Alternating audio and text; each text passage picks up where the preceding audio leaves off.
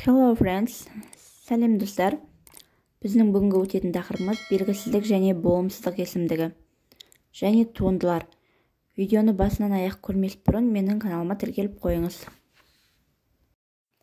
Ағылшын тілінде белгісіздік есімдіктеріне some, any, no, none, much, little, few, all, both, either, neither, each, every, other, one есімдіктері жатады.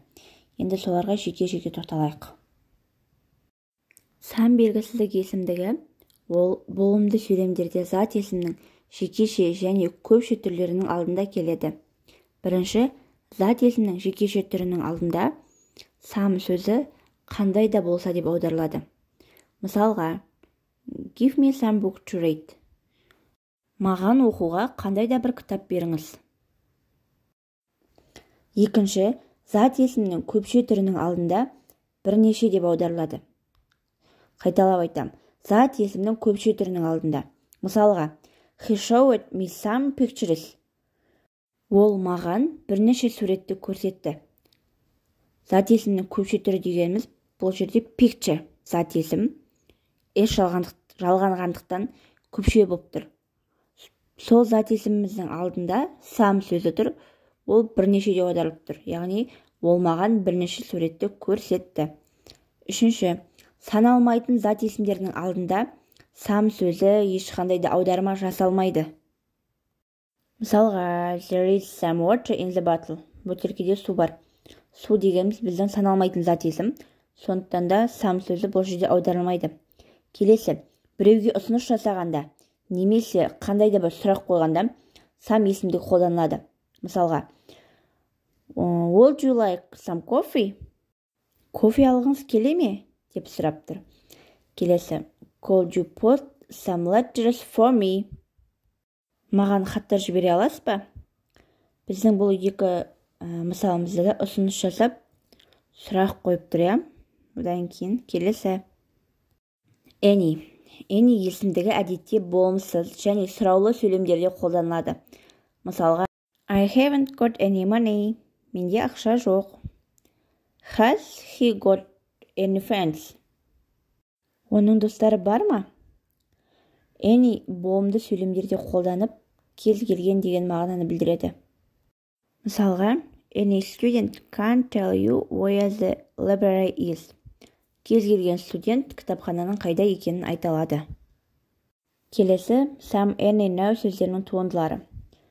Болымды түрде some, something, бір нәрсе бірдеңе.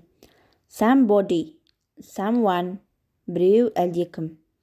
Somewhere, бір жерде, бір жерге. Ал сұраулы түрінде any, anything, anybody, anyone, anywhere. Болымсыз түрде any, no, anything, nothing. Ештеңе, еш нәрсе. Anybody, nobody. No one, no не, ешкім. Anywhere, nowhere. Еш жерде, еш қайда. Енді осыларға мысал айтып көрейік. Somebody called to you up yesterday. Кеше сізге біреу телефон соқты. Has anybody seen my bag? Менің сөмкемді біреу көрді ме? He refused to eat anything. Ол бірдеңе жеуден бас тартты. Let me know if you need anything. Сізге бірдеңе керек болса маған хабарласыңыз. No есімдігі еш нәрсе, жоқ мағынасында сөйлемдерде болымсыз мағына береді. Мысалға, we had to walk home because there was no bus. Бұл жерде автобус болмағандықтан үйге жаяу баруға тура келді. Яғни бұл сөйлемді былай айтса да болады. There wasn't bus. Автобус болған жоқ. No деген сөз wasn't, яғни was not деген сөзден шығып тұр. Келесі сөйлем there were no shops open. Дүкендер ашылған жоқ. Немесе there weren't any shops open. Ешқандай дүкен ашылған жоқ. None есімдігі of сөзімен немесе өзі жеке қолданыла береді. Мысалға, none of the shops were open. All the tickets have been sold. Дүкеніміздің еш қайсысы ашылған жоқ. Барлық билеттер сатылды. There are none left. No tickets left. Еш қайсысы қалмады. No tickets left бұл билеттер қалмады деген сөз. Достар, видеоны соңына дейін көріп тамашалағандарыңызға рахмет. Каналға тіркеліп, лайк басып, пікір қалдыруды ұмытпаңыз. Goodbye. Bye bye.